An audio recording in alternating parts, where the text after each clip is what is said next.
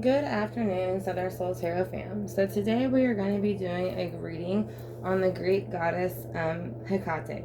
So her name is spelled Hecate. So there's a few variations on how people, choose to say her name, but I am going to say Hecate because it's the most I found for the most common way to say it. Like I said, and it also translates to worker from afar.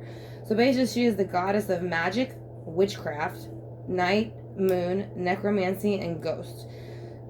So she's the only child of Titanus, I believe is how you pronounce it, Perseus, and then Asteria. That's what I believe how you pronounce it as well. If I pronounced it wrong, I do apologize. But that is who she is believed to have received her powers from the heaven, powers from. Over heaven, earth, and sea is her mother. Which would be Asteria. So she assisted Demeter in her search for Persephone, which was guiding in her pursuit for them. She used a flame, so she is also pictured a lot guiding with a torch, which is a flame torch. So after the mother and the daughter reunion she became Persephone's minister and then companion in Hades.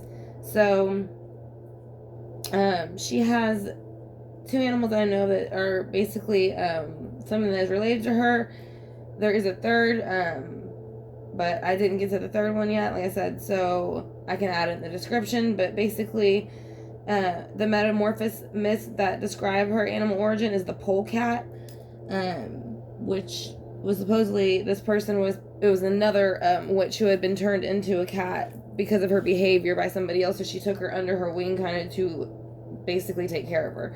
So, and then the black she-dog, which also is known as the Trojan, and that is the queen Hecuba. So that is another one, again, who to my knowledge was rather switched as to one, or she was help guiding her. So we're gonna kind of just do a quick rundown. I'm gonna go ahead and put down the waters. Again, she is the goddess of magic, witchcraft, night, moon, necromancy, and ghosts. So whenever people pass, she is there to kind of go ahead and help them. She's supposed to help guide them to where they're supposed to be. But she has, a reputation different by what you look at it. So we're going to go ahead and put down some water. This is St. Jude.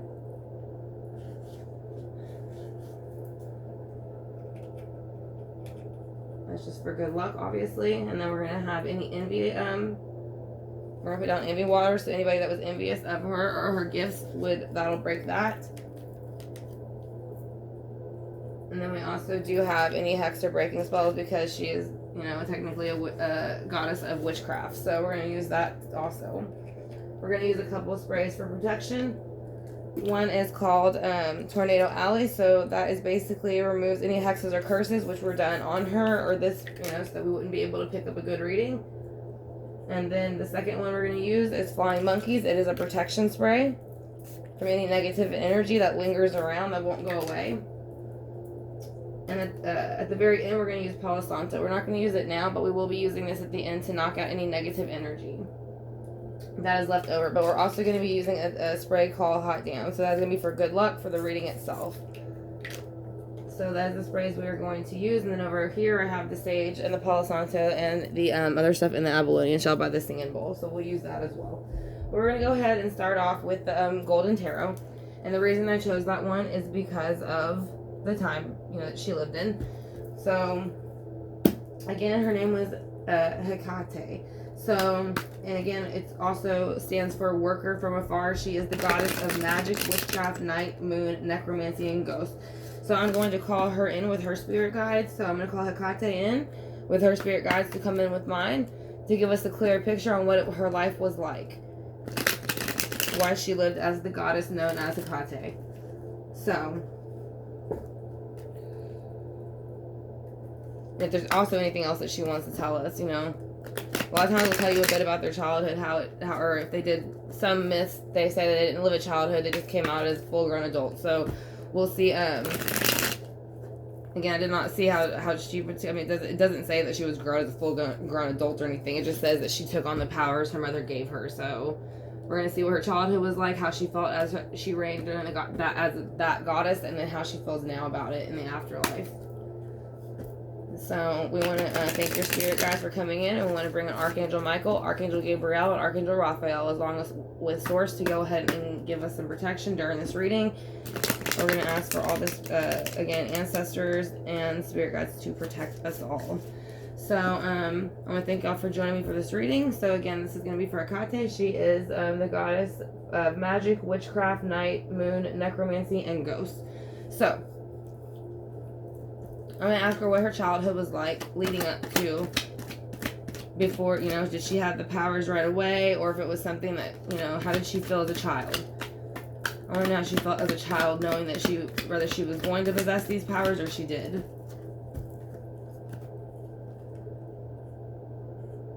She felt, it came out in reverse, but I don't feel that she felt reversed about it. I think that she kind of, it's kind of like making a union. So I feel like this was her way to feel like she was able to bring others across with her. And that is what she was supposed to know to do. That is why, like what they were saying at night, you know, with ghosts, as far as that being the gossip, so when people pass at night, she's supposed to be there with the torch to help lead them to the light.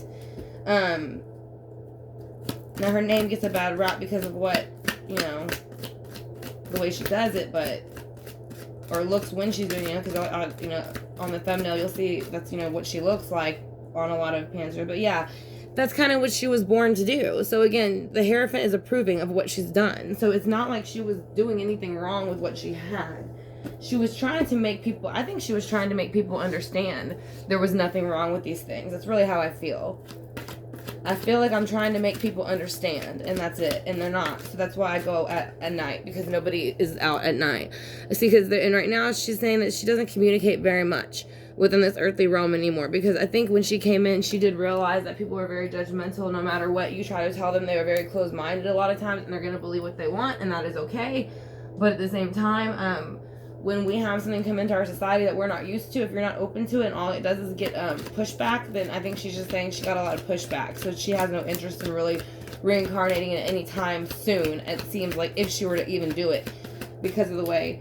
Yeah, so there was certain time, even though she has the Two of Cups upright, she was feeling the Queen of Cups in reverse at a certain point. And this is probably when people were kind of looking at her as if she was doing something wrong, because this was her gift and this is what she was called upon. So she might have not teased a lot as a child, because I highly doubt they would have teased her, knowing what power she probably possessed the people around her. But I think in the inside, Scorpio, Cancer, Pisces energy, she was feeling a little bit emotional and feeling like she did not fit in when certain cycles came in. Yeah, because the Hierophant is here, so whenever she was feeling that way, she would also feel the Hermit, which represents Virgo, and it is run by Mercury.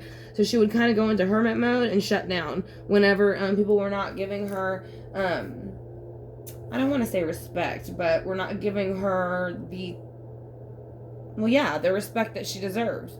So yeah, I'll take that back. Respect is the big word here. She said respect. So that's what I'm saying. It's like, it's kind of being made fun of for your craft. Nobody likes that. You know what I mean? So it's like she didn't like that they made fun of your... Yeah, see, the reason why she doesn't want to come back here, or the communication is stalled at this point with her, is because of the secrets and the way that people keep secrets here. And like, she didn't like the way planet Earth runs. And again, she did come out at night the most, which is his mother, the Cancer of the Zodiac. So that is the time that she came out the most, was at night. That is what she was known for. That's why she had the torch. So let's go and see ahead and see why she was the Queen of Cups in reverse for a while when she was younger. Because of the Eight of Swords. So yeah, she got into a point when she was younger when people started making her feel like she was possibly something, you know, was not right about her. It did put her into an Eight of Swords mode when she was young for just a little bit. Sorry, I almost dropped the card. For just a little bit. So she was feeling bound, you know, with the bondage around her hands and eyes. And then she felt the Eight of Swords, which are all her thoughts that were around her. So it could have been numerous people putting those things into her head. So that sent her into hermit mode. So let's see how she came out and when and why. She came out as the Queen of Wands. So when she came out of hermit mode, that is much what she did. She carried a torch, and that's what the King of Wands can have on some cards. Sometimes it's a crystal, but sometimes the actual wand that you see her holding, it has a light, like fire at the end, or a lit up crystal. So she literally came out as who she was when she came out of hermit mode. So whoever pushed her into it as she was younger, they made her stronger.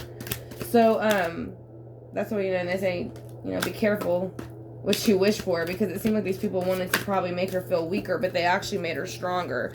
And yeah, she's saying she has no interest in the world at this point. It's in reverse. She's happy where she is. Let's go ahead and see what comes out with the rest of that, though. So again, I want to thank y'all for choosing to click on this video. I greatly appreciate it, and I hope it's giving you a bit of clarity. So let's go ahead and then use the Thelema deck. And the reason I'm using this one is because it is more goddess-like to me than the others.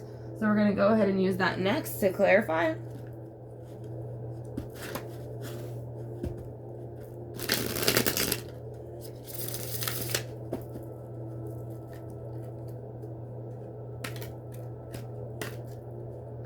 And I will get quiet for a bit in between when I'm shuffling, because I am asking questions just in my head.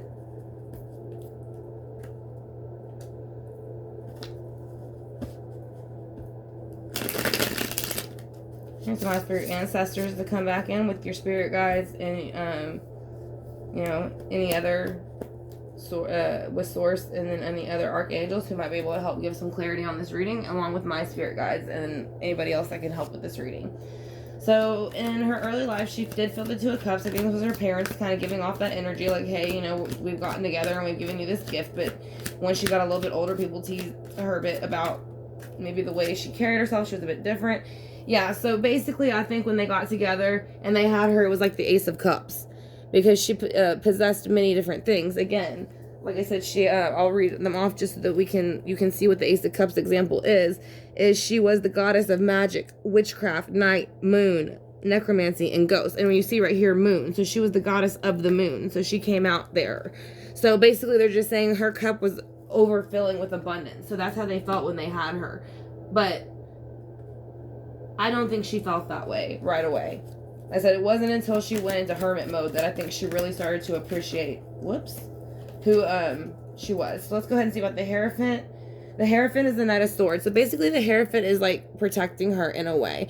It's like they're kind of, even though the Knight of Swords can be aggressive, but again, she is a goddess at this point. So if someone is kind of wreaking havoc on her, then it's kind of like karma in a way, because that is a gift that she has been given by Source. So he's not going to let someone take it away when she's not doing anything wrong with it in his mind. You know what I mean? Maybe others might think it's wrong, but it doesn't mean it's wrong to... What might be wrong to one is not wrong to the other, I guess is what I'm trying to say. So why is the Eight of Wands reversed and you don't want to communicate at this point with the earthly realm? Because she is the Queen of Pentacles. She is the earthly realm. So when she was here, she basically got all of that by doing the things she had. She got it within the magic, the witchcraft. She was able to conquer the moon, so she didn't have to worry about the lies and secrets. So there is none of that. Whereas the Queen of Pentacles do not like people lying. They would only want loyalty and truth. So, and she is saying with necromancy and ghost, where she is at, she is able to help people come over from the earthly realm. So she still very much does the same thing, but she just chooses not to reincarnate because she likes where she is now.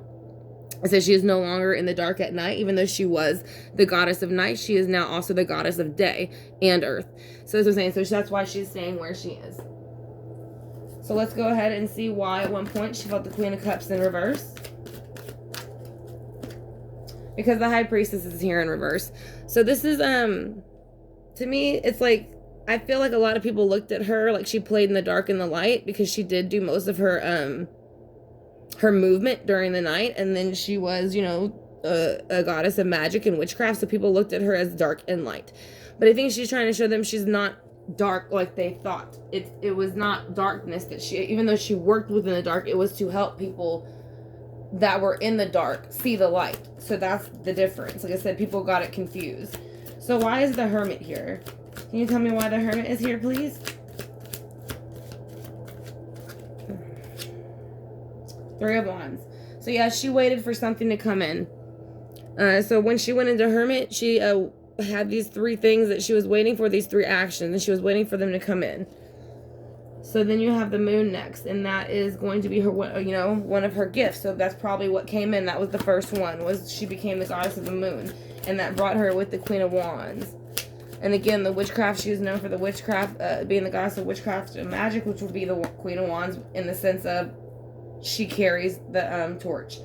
So yeah, whenever she found out that she had the moon, she realized she had very many gifts to choose from and which ones to work on. So there was two main ones that she probably had to work on in the beginning, or it was rather to do it or not to do it. But she obviously chose to do it because she comes out with the Queen of Wands holding the torch. So let's see why the Eight of Wands Swords is here. Why is the Eight of Swords here for how she felt when she was younger?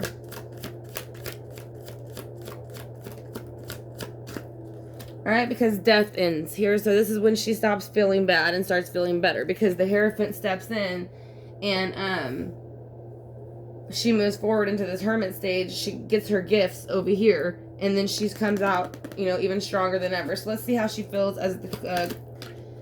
oh, I'm sorry, I thought that was the queen. It looks like the queen, but it's the king. Same thing, though. We all have divine masculine and feminine. But either way, she's carrying the torch. That's what I'm saying. So the king or queen of wands carried the torch. So yeah, and that's what she did. When she came back out of hermit mode, she brought in the tower moment. So she let people know that she didn't give a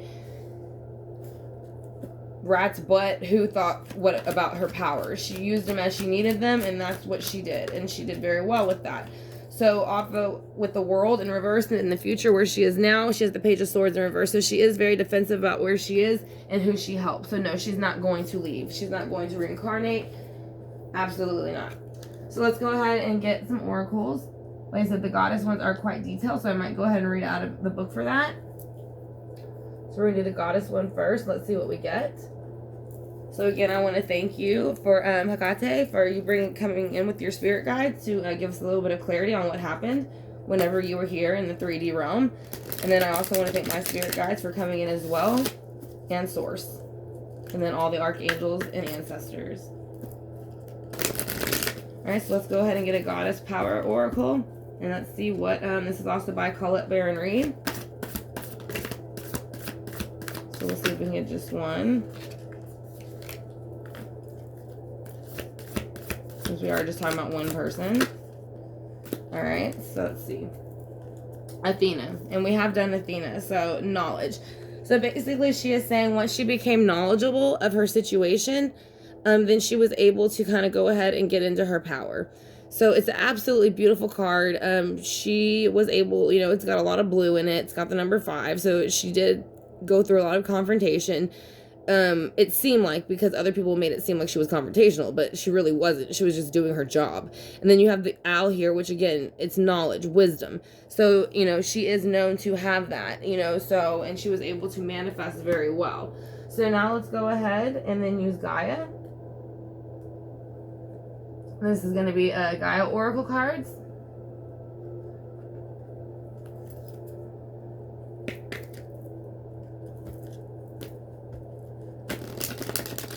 And we'll see if we can just get one, since it is just the one goddess. I want to thank y'all again for clicking on the video. Like I said, if y'all enjoyed it, like I said, if y'all can click the subscribe bar and notification bell, I'd greatly appreciate it. I said it'll let you know when I upload videos like this in the future, which actually I'm doing a bunch today because I have had them and I just haven't gotten them out.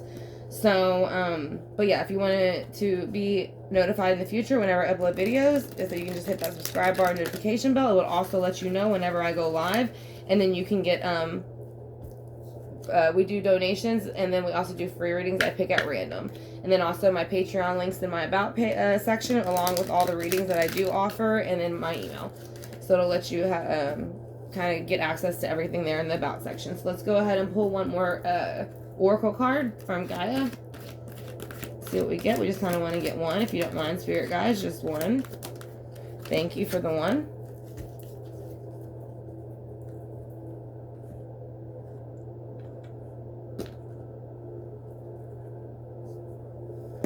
Alright, so we have Purification Fire, which she did carry. She carried a fire torch. Bare Essentials, the Naked Truth and Wholeness. So yeah, she basically brought forth the truth because she is known for wisdom. And again, she did carry the torch, which helped light up things, and it brought things to light. So everything that was in the dark was brought to the light by her. So this is exactly how you would look at her in that situation.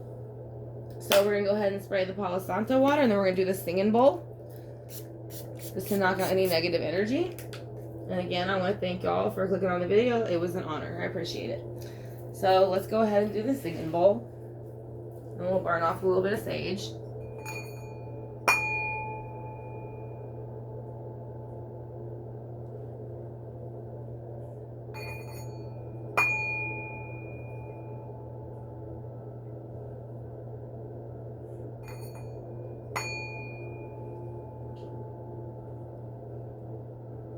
I'm gonna go ahead and light the sage in that bologna shell over here. It's got sage and then Palo Santo stick, and then also I just put this on top to just, I'm not gonna put it on top now so that it doesn't like light up, but I have it on top to kind of just hold everything in place.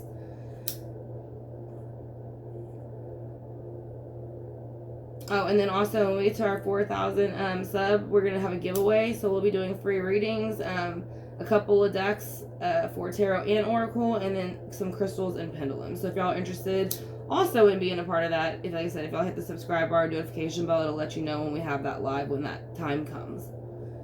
So I would greatly appreciate it. And I want to thank you all that have subscribed for helping the channel grow. I greatly appreciate it, and it means a lot to me. So, alright, we're gonna go ahead and put this sage back over here so it can burn with the Palo Santo. So again, I want to thank each and every one of you for joining me for this video. I hope that it gave y'all some clarity for Hecate, and then I will talk to y'all soon.